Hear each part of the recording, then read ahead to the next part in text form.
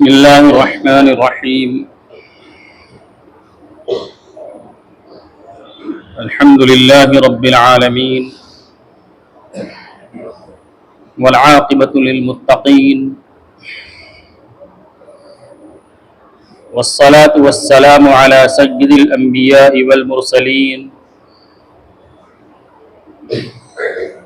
سيدنا ومولانا محمد وآله وأصحابه أجمعين. أما بعد فأعوذ بالله من الشيطان الرجيم. بسم الله الرحمن الرحيم.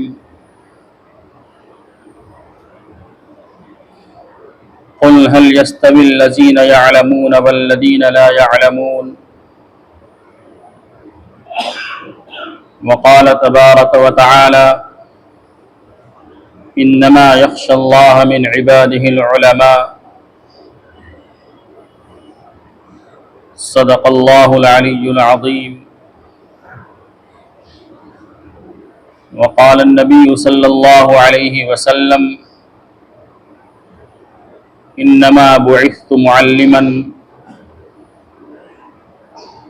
أو كما قال عليه الصلاة والسلام.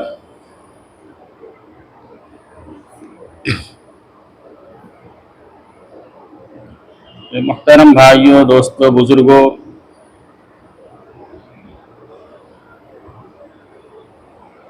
اللہ تبارک و تعالی نے اس انسان کو اپنی ساری مخلوق کے درمیان سب سے زیادہ اشرف اور اعلیٰ بنایا ہے.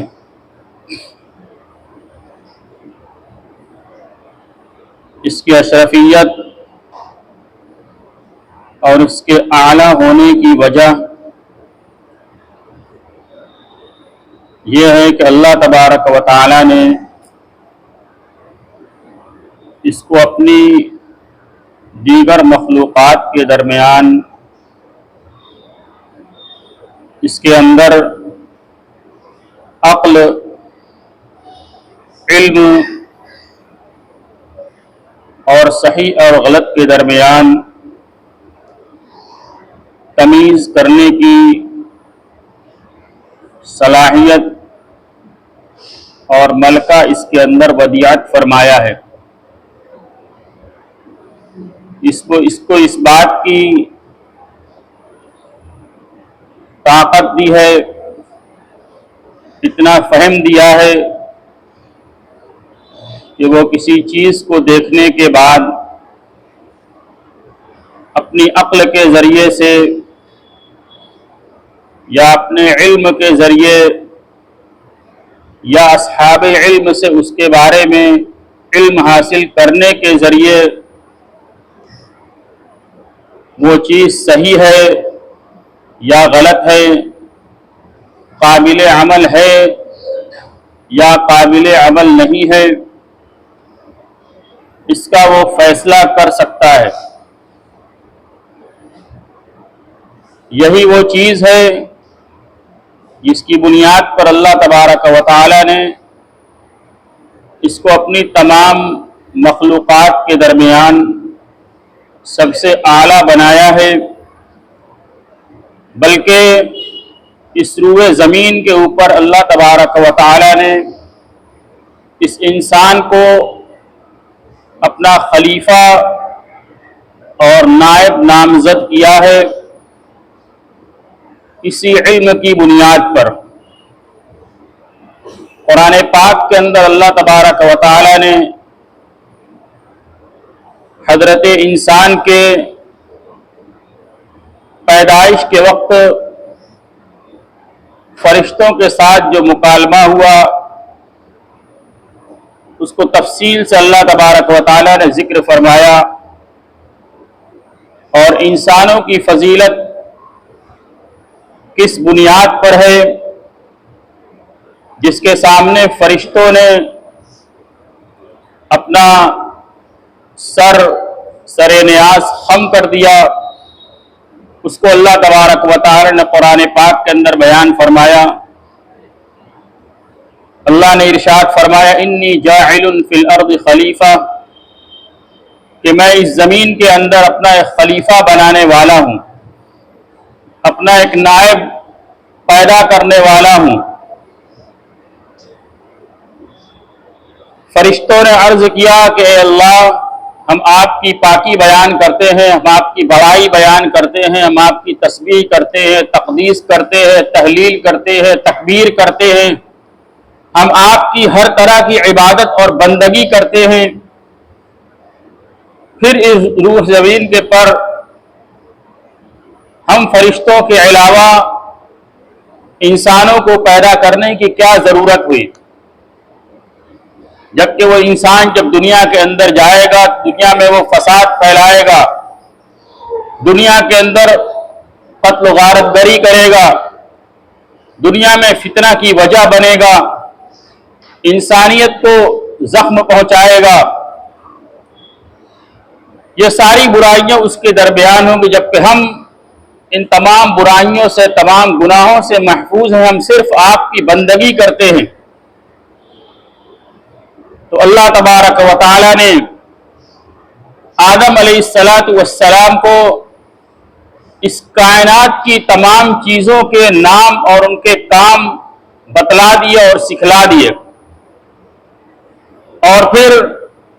آدم علیہ السلام کو فرشتوں کے سامنے پیش کیا،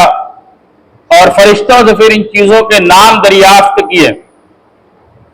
تو فرشتے ان چیزوں کے بارے میں کچھ نہیں جانتے تھے۔ پھر حضرت آدم علیہ السلام نے ان ساری چیزوں کی اطلاع دی، ان کے نام بتائے، ان کے کام بتائے، ان کی خصوصیات بتائیں، ساری چیزوں کو تفصیل کے ساتھ ذکر کیا۔ تو فرشتوں نے اپنی عاجزی کا اعتراف کیا، سبحانک لا علم لنا الا ما علمتنا، کہ بار الہ آپ کی ذات پاک ہے، ہر عیب سے پاک ہے، ہم نہیں جانتے سوائے اس کے جو آپ نے ہمیں سکھلایا۔ یعنی علم جتنا آپ نے ہمیں دیا ہم صرف اتنا ہی جانتے ہیں، اور آدم علیہ السلام کو آپ نے ہم سے زیادہ علم عطا فرمایا، اس کا انہوں نے اعتراف کیا۔ چنانچہ علم کی فضیلت کی بنیاد پر اللہ تبارک و تعالی نے آدم کی فضیلت کو فرشتوں کے اوپر ثابت کیا۔ یہی وہ بنیاد ہے جس کی وجہ سے یہ انسانیت دنیا کے اندر تمام مخلوق کے درمیان سب سے فائز ہے، اور یہی وہ وجہ ہے جس کی بنیاد پر انسانوں کو آخرت کے اندر مقام دیا جائے گا۔ یہی وہ وجہ ہے جس کی بنیاد پر انسانوں کو مکلف ٹھہرایا جائے گا۔ یہی وہ وجہ ہے جس کی بنیاد پر انسانوں سے ان کے اعمال کا حساب کتاب کیا جائے گا، کہ تمہیں ہر چیز کے بارے میں خبر دے دی گئی تھی، کیا چیز صحیح ہے، کیا چیز غلط ہے، پھر تم نے اس کے مطابق زندگی گزاری یا زندگی نہیں گزاری، یہ ان کا مواخذہ کیا جائے گا، حساب کتاب کیا جائے گا۔ اللہ تبارک و تعالی نے قرآن پاک کے اندر متعدد مواقع کے اوپر علم کی فضیلت کو بیان فرمایا ہے۔ میں نے خطبے کے بعد قرآن پاک کی 2 آیت آپ کے سامنے پڑھی، بلکہ 2 آیت کا ٹکڑا پڑھا، جس کے اندر اللہ تبارک و تعالی نے علم کی فضیلت بیان فرمائی۔ پہلی آیت کے اندر اللہ نے ارشاد فرمایا قل هل يستوي الذين يعلمون والذين لا يعلمون، آپ کہہ دیجئے کہ کیا جاننے والے اور جو لوگ نہیں جانتے کیا دونوں برابر ہو سکتے ہیں؟ دونوں لوگ برابر نہیں ہو سکتے، اور اس کی وجہ کیا؟ اللہ نے آگے ارشاد فرمایا انما يتذكر اولو الالباب، نصیحت وہی لوگ حاصل کرتے ہیں جو عقل والے ہیں، جو صحیح سمجھ والے ہیں، جن کے پاس صحیح علم ہے، وہی لوگ نصیحت حاصل کرنے والے ہیں، اور نصیحت حاصل کرنے کی بنیاد پر صحیح عمل کرنے والے ہیں۔ یعنی علم کے تقاضے کے مطابق جو لوگ عمل کریں گے وہی اصل میں کامیاب ہونے والے ہیں۔ دوسری آیت کے اندر اللہ تبارک و تعالی نے ارشاد فرمایا انما یخشی اللہ من عبادہ العلماء، اللہ تبارک و تعالی سے ڈرنے والے، اللہ تبارک و تعالی سے خشیت اختیار کرنے والے، اس کا خوف کرنے والے وہی لوگ ہیں جو جاننے والے ہیں۔ یہاں علماء سے مراد وہ علماء نہیں ہے جو मदारिस के अंदर दाखिल होकर दरस निज़ामी के जरिए पूरे मौलवी और आलिम बने, बल्कि दीन की बुनियादी बातों को जानना कि हमारा रब हमसे इस दुनियावी जिंदगी के अंदर किन चीजों का मुतालबा करता है, हमें कैसी जिंदगी गुजारनी चाहिए, उसके क्या अहकामात हैं और हमें उसने किन चीजों से मना किया है, हमें कैसी जिंदगी गुजारनी चाहिए। इन तकाज़ों को जानने वाला और फिर उसके मुताबिक अमल करने वाला, वो यहां पर उलमा मुराद हैं, यानी इल्म दीन की बुनियादी बातों को जानना। अल्लाह तबारक व तआला ने कुरान पाक की एक और आयत के अंदर इरशाद फरमाया, यरफ़इल्लाहु अल्लज़ीना आमनू मिनकुम वल्लज़ीना ऊतुल इल्म दरजात, कि अल्लाह तबारक व तआला ईमान वालों को तुम में से और जिनको इल्म दिया गया, अल्लाह तबारक व तआला उनके दरजात को बुलंद फरमाएगा, यानी दीगर लोगों के मुकाबले में उनके दरजात बुलंद होंगे, ईमान वालों के और जिनको इल्म दिया गया है। रसूलुल्लाह सल्लल्लाहु अलैहि वसल्लम के ऊपर जब पहली वही नाजिल की गई, तो पहली वही क्या थी, उसके अंदर किस चीज का पैगाम दिया गया था? आप हजरात ने बारहा इसको समाअत फरमाया कि पहली आयत कौन सी नाजिल हुई और उसके अंदर क्या पैगाम दिया गया। जो 5 आयतें नाजिल की, इक़रा बिस्मि रब्बिकल्लज़ी खलक़, खलक़ल इंसान मिन अलक़, पहली आयत जो नाजिल हुई उसके अंदर इक़रा का लफ्ज़ इस्तेमाल फरमाया गया कि पढ़ो, पढ़ने का हुक्म दिया गया। सबसे पहली आयत के अंदर रसूलुल्लाह सल्लल्लाहु अलैहि वसल्लम के ऊपर यह आयत नाजिल की गई और इस आयत के जरिए से कयामत तक आने वाली इंसानियत के एक एक फर्द को यह हुक्म दे दिया गया कि इस दुनियावी जिंदगी के अंदर तुम्हारा बहुत बड़ा फरीजा इल्म हासिल करना है, तालीम के मैदान में अपने आप को आगे बढ़ाना है। मेरे भाइयों, दोस्तों, बुजुर्गों, रसूलुल्लाह सल्लल्लाहु अलैहि वसल्लम को दुनिया के अंदर जो मबऊस किया गया, दुनिया के अंदर मबऊस होने के जो मकासिद बयान किए गए, उन मकासिद के अंदर किन चीजों को बयान किया गया है?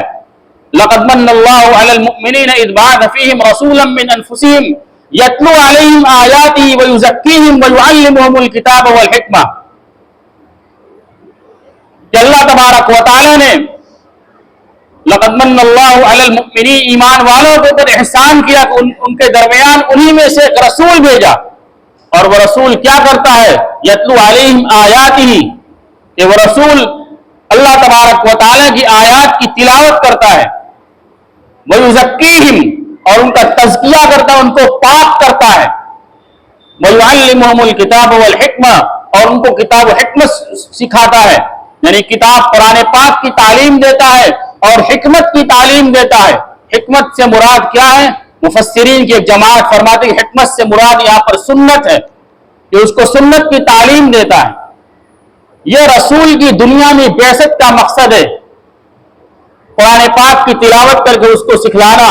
इंसानियत को पाक साफ करना, यानी उसको सही रास्ते के ऊपर चलाना और किताब सुन्नत की उनको तालीम देना।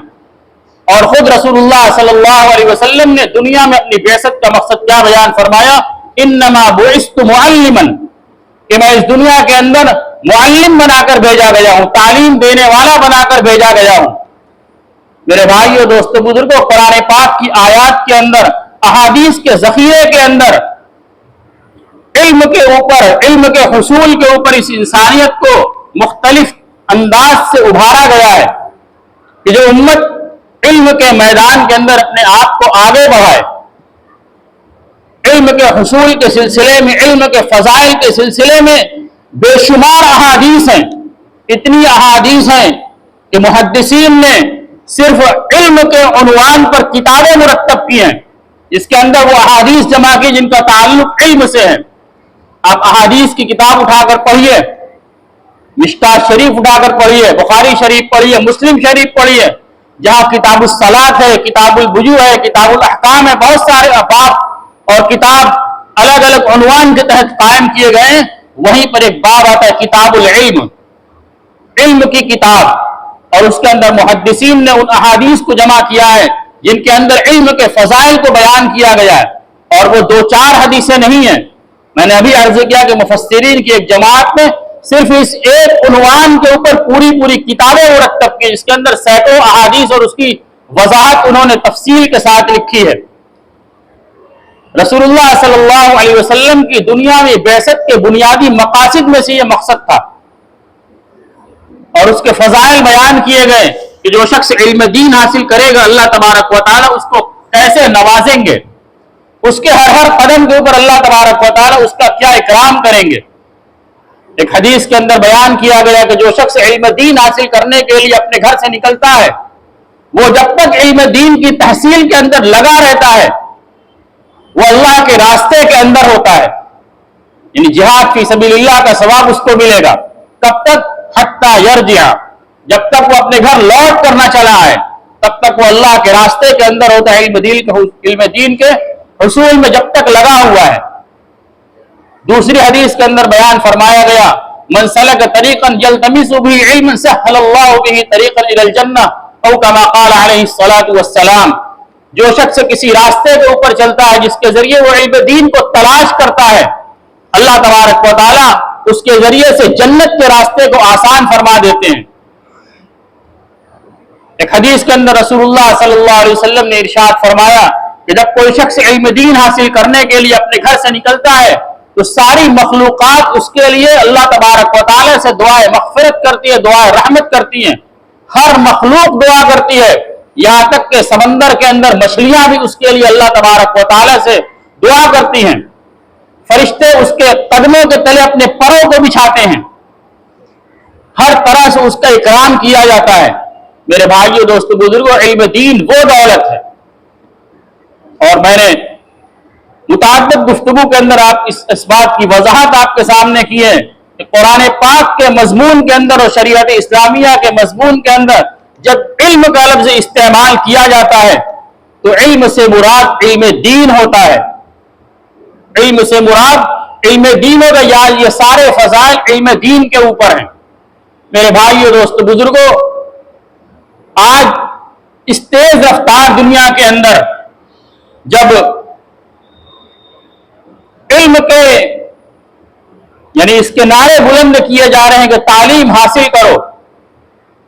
हर बच्चा तालीम के जेवर से आरास्ता हो, हुकूमतों के बुनियादी मंशूर के अंदर ये बात दाखिल है कि उसके मुल्क के अंदर कोई भी बच्चा नाखानदा न रहे, कोई भी इंसान जाहिल न रहे। हर दुनिया के हर मुल्क की हुकूमतों के बुनियादी मंशूर के अंदर ये चीज दाखिल है, और इसके लिए मुस्तकिल वो बजट पास करते हैं, इसके लिए वो मुस्तकिल तंजीमें और कमेटियां बनाते हैं कि वो सर्वे करके जो बच्चे पढ़ने वाले नहीं हैं उनको स्कूलों के अंदर दाखिल करें। मुनज़्ज़म तरीके पर इसकी कोशिश होती है। मेरे भाइयों, दोस्तों, बुजुर्गों, ये जो अमल वो कर रहे हैं ये हमारा तरीका था कि हम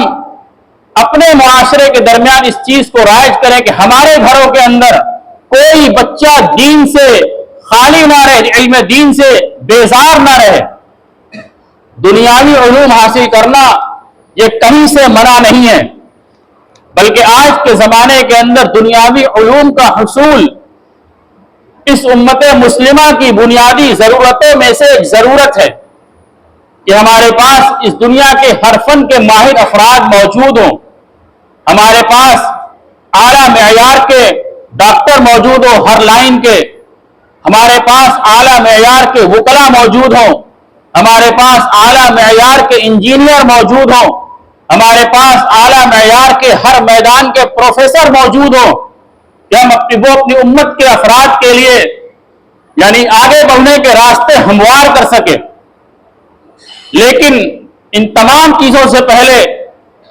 उस उम्मत के हर फर्द की यह बुनियादी जरूरत है कि वो अपने आप को इल्म दीन से आरास्ता करे, और खास तौर से इतना उलूम जो उसको दुनिया के अंदर अल्लाह के अहकामात के मुताबिक जिंदगी गुजारने का शऊर अता कर सके। क्या चीज बुनियादी तौर पर सही है, क्या चीज बुनियादी तौर पर गलत है, क्या हराम है, क्या हलाल है, बुनियादी तौर पर उसका जानना ये इस उम्मत मुस्लिमा के हर फर्द के ऊपर फर्ज ऐन है। जिस तरीके से नमाज पढ़ना फर्ज है, जिस तरीके से रोजा रखना फर्ज है, जिस तरीके से साहिब इस्तिताअत के ऊपर हज करना फर्ज है, ज़कात देना फर्ज है, वैसे ही अल्लाह ताला के अहकामात में से क्या चीज उससे मुताल्लिक है कि वो अल्लाह तबारक व तआला के حکم کے مطابق زندگی گزار سکے، ان چیزوں کا جاننا اس کے لیے فرض عین ہے۔ کوئی انسان یہ نہیں کہہ سکتا کہ اگر اس کی زندگی کے اندر کوئی غلطی اور کوتاہی ہوئی کسی عمل کے اندر، اس کی تجارت کے اندر، اس کی معاشرت کے اندر، اس کے اخلاقیات کے اندر، روزانہ کی 24 گھنٹے کی زندگی کے اندر جو چیزیں اس کو پیش آتی ہیں، ان چیزوں میں اگر وہ حرام کے اندر ملوث ہوا تو کل اللہ کی بارگاہ کے اندر مجھے نہیں کہہ سکتا کہ ہمیں معلوم نہیں تھا، ہم اس بات کو نہیں جانتے تھے، اس لیے کہ جب وہ چیز تمہاری زندگی کے اندر آئی تو اس کا علم حاصل کرنا تمہارے اوپر فرض تھا۔ طلب العلم فریضۃ، علم کا حاصل کرنا فرض ہے علی کل مسلم، ہر مسلمان کے اوپر، ہر مسلمان کے اوپر علم دین کا حاصل کرنا فرض ہے۔ میرے بھائیو، دوستو، بزرگوں، اس علم دین کے حاصل کرنے کے اوپر، قرآنی علوم کے حاصل کرنے کے اوپر، علم دین کے دیگر شعبوں کے علوم کے حاصل کرنے کے اوپر کیا کچھ ملے گا ہم اس کا تصور نہیں کر سکتے۔ آج اس دنیا کے اندر علم دین کی حفاظت کے جو ذریعے ہیں، یعنی مدارس کا وجود اور مساجد کے اندر مکاتب کا وجود، آج ہم جس ماحول کے اندر زندگی گزار رہے ہیں ہمیں یہ ساری چیزیں میسر ہیں۔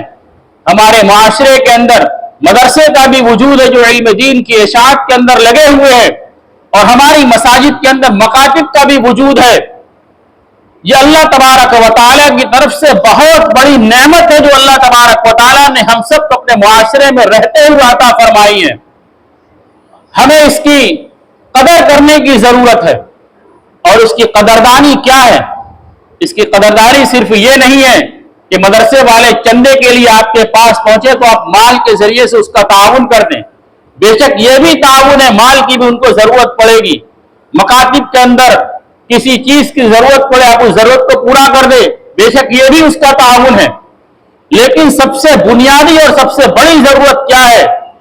کہ ہم ان مدارس اور مکاتب کو زندہ رکھنے کے لیے افراد کو مہیا کریں، اپنے بچوں کو ان مدارس اور مکاتب کے اندر داخل کریں، تاکہ ہمارے گھر کے اندر